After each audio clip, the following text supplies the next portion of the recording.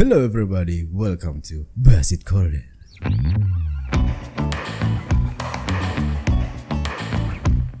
Hello everybody, apa kabar semuanya? Udah pada vaksin? Yang kedua? Udah? Harusnya sih udah ya, karena udah cukup lewat jauh banget dari yang digemur-gemurkan kemarin. Anyway, kita kedatangan tamu lagi dari Medan. Terbang tadi flight jam berapa, Ri? Jam 3. Jam 3 ya? Ya nungguin nih lama. Nungguin lama, tadi ada terus setup juga agak lama jadi oke.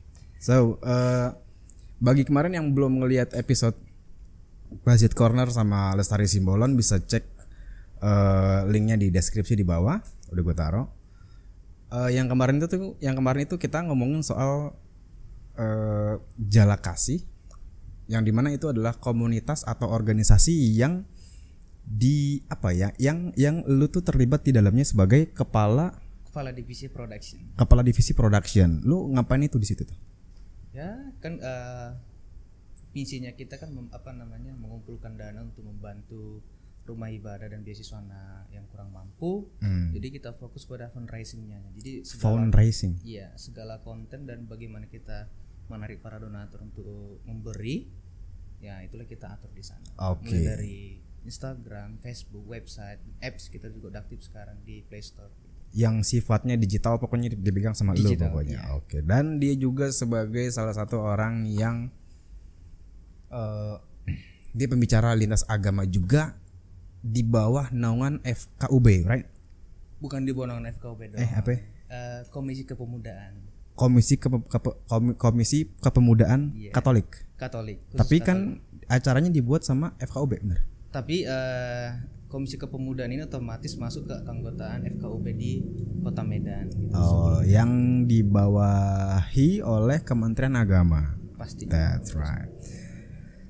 Dan sekarang kita mau ngebahas soal ini bahasan sekarang ini sangat-sangat relate dan penuh korelasinya sama kehidupan masyarakat, kehidupan kita sehari-hari atau kehidupan kita yang di kantor, karena atau yang di sekolah, yang dimanapun lah pokoknya, karena persinggungan tentang agama itu sangat-sangat dekat gitu ya, dekat dan juga irisannya tuh mudah sekali untuk tersinggung orang. Kalau orang tuh udah ngomongin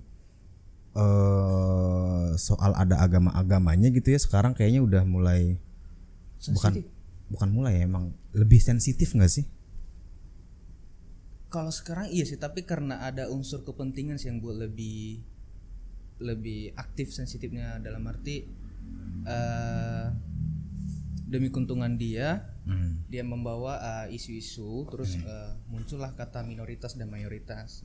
Jadi ada yang memanfaatkan, ada yang merasa rugi, begitu juga sebaliknya. Iya, tapi implementasinya juga malah justru ke masyarakat jadi lebih sensitif dalam arti orang kalau udah ngomongin soal misalkan tentang sehari-hari gitu ya, pulang malam, let's say misalkan gua pulang malam, kita nongkrong sampai malam, sampai jam 11:30, jam 11:30, jam 1, abis itu gua bilang gua cabut duluan ya, soalnya gua besok takut subuh kesiangan.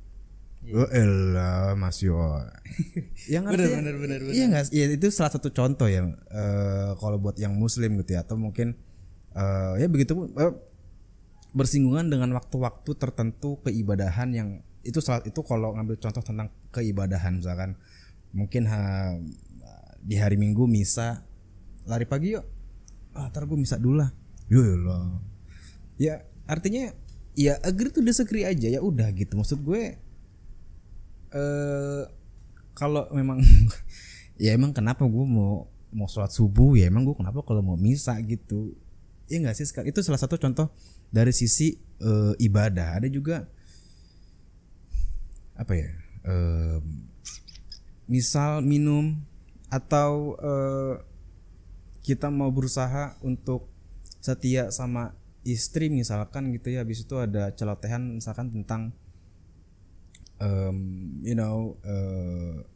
ayolah misalkan kita ke klub ini, enggak lah, ntar gue gimana, ntar gue gue nggak mau nyakitin, misalkan takutnya nanti kalau ke klub begituan sama perempuan lain, habis itu kita nge-replaynya adalah ntar lah gue nggak mau apa namanya, nggak mau itu terjadi karena gue nggak mau nyakitin hati istri gitu. Lo masih aja bobo kayak gituan. Tapi enggak juga sih Pak ya, kalau berbaur seperti itu bukan masuk ke ranah ibadah kali, itu udah ke pribadian ya.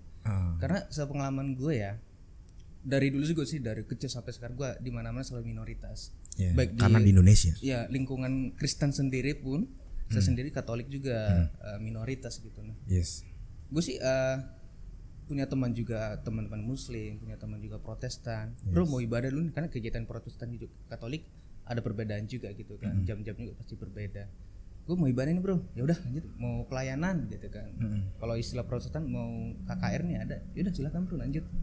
Nggak ada, misalnya dari dulu gue sih, oh ya udahlah lanjut aja bro, kegiatan juga itu paling utama gitu ya. Nah gue juga kalau misalnya mereka ajak, maaf nih bro ada pelayanan di sini nih ya gitu. Jadi tapi sejauh ini gue sih belum pernah sih dengar seperti yang lo cerita tadi, masa gitu, enggak sih belum. Banyak.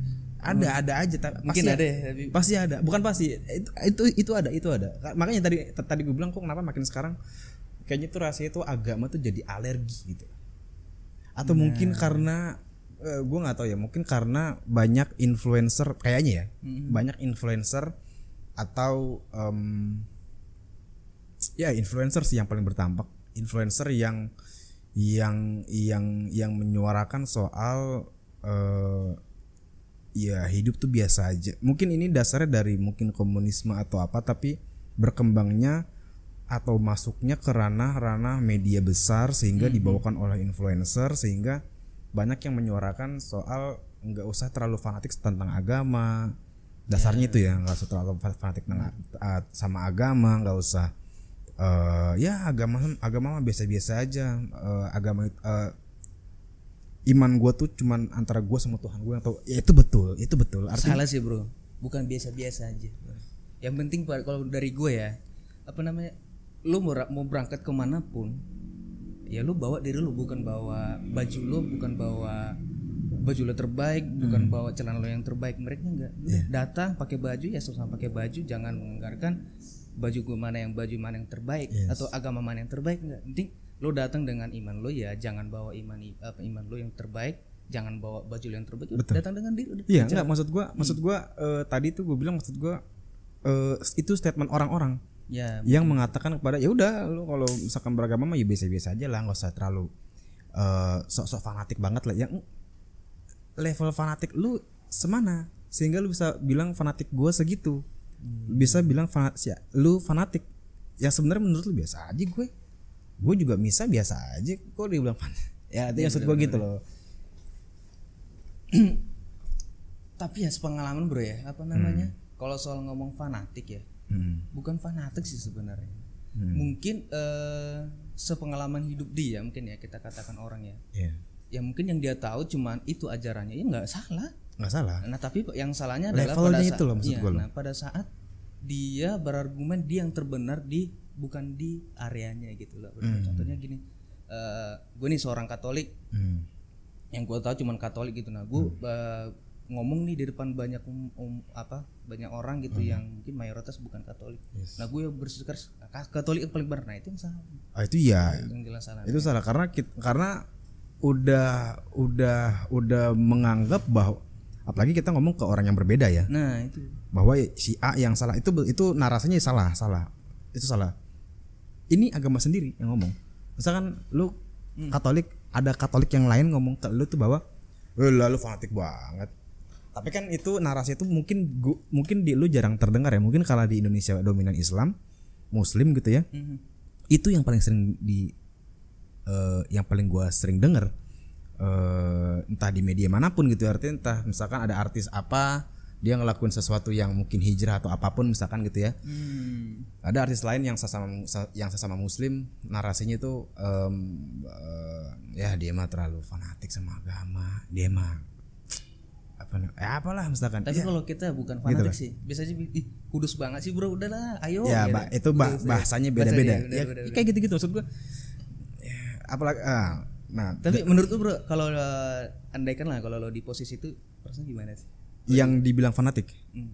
Kalau gue tipikal orang yang bukan nggak terlalu, bahkan gue nggak mikirin omongan orang. Apalagi nggak mikirin omongan orang yang udah jelas-jelas tuh ngejatuhin gue. Bukan kritik, beda sama kritik. Iya, benar. Kalau kritik pasti akan gue denger. Jangankan gue denger, apalagi itu udah masuk ke udah gue kelola gitu loh. Kalau kritik ya. Tapi kalau udah yang sifatnya lu mah ini aja lah, lu apalah misalkan, gue nggak sih. Ya udahlah, angin lewat aja kalau gue. Tapi gue jarang sih dengar begitu. Kadang mau kemana? Mau kesini pelayanan, wih mantap, lanjut bro, paling gitu sih dengar. Tapi kalau sama teman-teman muslim kita mau kemana? Mau ada pelayanan, wih mantap, lanjutkan gitu. Nah rasanya justru yang berbeda sekarang yang baik-baik aja gitu. Misalkan kayak lu sering lah misalkan di kantor gue mau sholat, habis itu lu bilang sholat, lu kadang lu ngingetin gue kan. Iya benar. Misalkan kita mau makan, habis itu lu bilang lu udah sholat zuhur belum? Bahkan lu tahu zuhur gitu loh, lu udah zuhur belum? Lu sholat aja habis itu makan. Justru yang berbeda ini justru malah aman-aman aja, malah menurut gua nih yang internal ini menurut saling gua mengingatkan sih. Iya, justru yang internal ini yang kadang ngelihatnya tuh ya dia terlalu ini nih, ya dia terlalu sekarang dia hijrah udah nggak asik kayak gitu lah. Iya nggak sih maksud gua. Tapi kenapa gue bilang gitu ya, ngingatin temen, karena gue juga pas di kantor yang lama ya sebelum yang sekarang gue punya bos itu Islamnya bagus banget, kuat.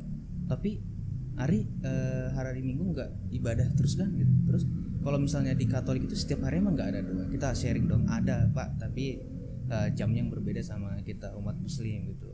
Tapi mungkin yang bedanya orangnya ya, bukan dari tata ibadahnya, mungkin orangnya itu lebih, mungkin di kita teman-teman Muslim itu lebih apa ya bilangnya, lebih tekun menjalani, bisa dibilang sih ya, dibanding kita, karena kita sebenarnya sih ada di jam 6, di jam 12, jam 3, jam 6 sore itu kita ada namanya doa juga. Tapi bisa dikatakan tidak sampai 50% atau mungkin sampai di bawah 50% paling yang mengikuti itu secara tekun ya. Tapi itu ada di Alkitab loh. Ada. Kita di Katolik itu ada doa Angelus pagi, doa Angelus siang, kerahiman sampai jam 6 ada. Itu tuh ada. Tapi ya gue juga nggak jalanin setiap harinya, tidak, paling gue cuman setiap pagi aja. Kalau kita di Katolik itu ada namanya doa khusus, doa novena. Kita kalau kita berdoa berturut-turut ya semoga dikabulkan sama yang di atas gitu. Jadi gue setiap jam 4 pagi itu berdoa. Dan di internal Katolik itu gini, misalkan ada kericuhan soal Muslim, entah terorisme, denger dong pasti dong di Katolik. Pasti. Jadi bahan pembicaraan apa misalkan katakanlah itu masih terduga teroris misalkan. Itu agama lain biasanya tuh nanggapinnya kayak gimana sih?